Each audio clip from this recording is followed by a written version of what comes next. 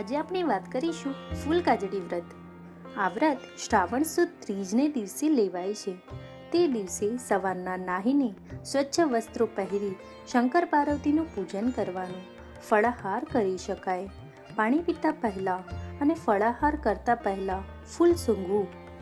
આખો દિવસ સૂંઘવામાં આવે તો સારું. મોટાભાગે કુમારિકાઓ આ વ્રત કરે છે. ત્રીજને દિવસે સવારે વહેલા ઉઠી નાહી ધોઈને શંકર પાર્વતીનું ભાવપૂર્વક પૂજન કરવું. તે દિવસે ઉપવાસ કરવાનો સંકલ્પ કર્યો હોય તો સારું, નહીતર ફળાહાર કરી શકાય. આ દિવસે ફૂલનો મહિમા છે, એટલે કે ફળાહાર કરતા પહેલાં કે પાણી પીતા પહેલાં ફૂલ સૂંઘવું. આખો દિવસ ફૂલ સૂંઘવામાં આવે તો સારું. સમી સાંજના સૂર્ય અસ્ત થયા બાદ પાછી વળતી ગાયનું પૂજન કરવું. તે પછી જમાય. રાતના જાગરણ કરવાનું.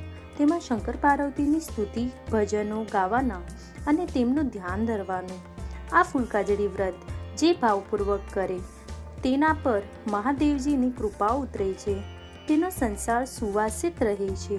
ખુશી ભાવસારના જય શ્રી કૃષ્ણ.